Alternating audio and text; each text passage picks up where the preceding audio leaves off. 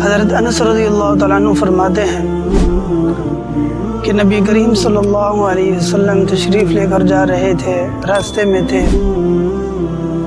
آپ علیہ السلام کے کندھے مبارک کے اوپر ایک چادر تھی اور دھاری جار جو ہے وہ چادر تھی، تھوڑی سی موٹی تھی۔ ایک دیہاتی آدمی نے حضور صلی اللہ علیہ وسلم کی وہ چادر کو زور سے کھینچا،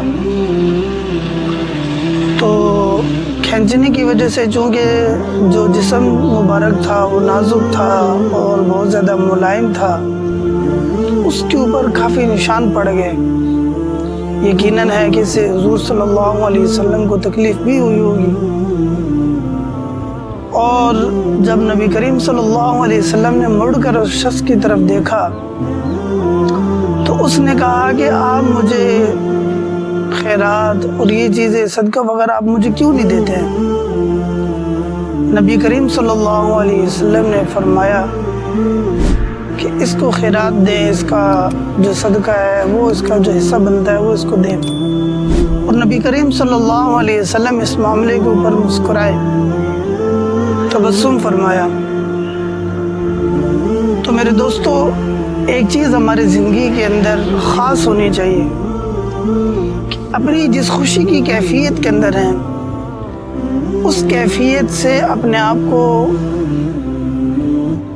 واپس اسی کیفیت کے اوپر برقرار رکھنا، اس کے لیے ہمیں اعتماد ہونا چاہیے۔ جس طرح ہم پریشان ہوتے ہیں اور ٹینشن ہے جی، پریشان ہے، کیوں پریشان ہے جی، کیا پریشانی ہے، کوئی پتہ نہیں ہے جی، بس ویسے طبیعت پریشان ہے جی، دل پریشان ہے۔ اسی طرح کسی وقت ہم یہ بھی کہیں کہ یار کوئی بات نہیں، میں خوش ہو جاتا ہوں، تو یہ خوشی جو ہے یہ انسان کی کامیابی کی زینت ہے۔ دوسری چیز، دنیا کے اندر ایک ماحول اور ایک رواج چل رہا ہے کہ کامیابی اور طاقت جو ہے، قوت جو ہے وہ پیسے کے اندر ہے۔ حالانکہ کامیابی اور قوت وہ پیسے کے اندر نہیں ہے۔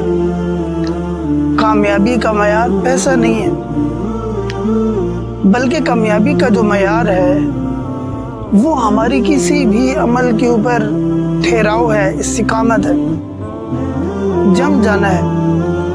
کوئی بھی اگر ہم کام کر رہے ہیں، وہ کام ہم روزانہ کے اعتبار سے اگر اپنے مقررہ وقت کے اوپر کر رہے ہیں، یہ ہماری کامیابی ہے، کیونکہ اس طاقت کو اور اس قوت کو کوئی آدمی توڑ نہیں سکتا ہے۔ اس لیے اپنے مزاج کے اندر، طبیعت کے اندر ہم مستقل مزاجی لے کر آئیں۔ جو بھی کام کر رہے ہیں اس کام کے اوپر کریں گے تو اس وقت کے اوپر اگر کریں گے تو اس کام کا روب ہوگا۔ اس کے لیے حضور صلی اللہ علیہ وسلم نے فرمایا، ایک دن تم کھڑے ہو جاؤ اور لمبے لمبے رکعت اور زیادہ زیادہ رکھتے پڑھو، اس سے بہتر ہے کہ روزانہ تم 2 رکعتیں پڑھو، تھوڑا سا عمل کرو لیکن مستقل مزاجی کے ساتھ کرو۔ یہ فارمولہ ہم دنیا کے معاملات کے اندر بھی رکھیں، اور ایک چیز ایسی ہم اپنے لیے رکھیں جو خاص طور پر اپنے لیے ہو۔ تیسری چیز، ریلیشن شپ، تعلق داری۔ جس کے ساتھ بھی ہمارا تعلق ہو تو کسی نہ کسی بنیاد پر ہو۔ شادی ہو جاتی ہے تو شادی کے بعد کسی جوڑے کو ہم دیکھتے ہیں تو لڑکی سے کہیں گے کہ اس لڑکے کے سوا تمہیں کوئی نہیں ملتا تھا، اور لڑکے سے کہیں گے کہ اس لڑکی کے علاوہ تمہیں کوئی نہیں ملتا تھا۔ تو میرے دوستو، ہر جگہ کے اوپر حسن ہی تعلق رکھنے کی بنیاد نہیں ہوتی۔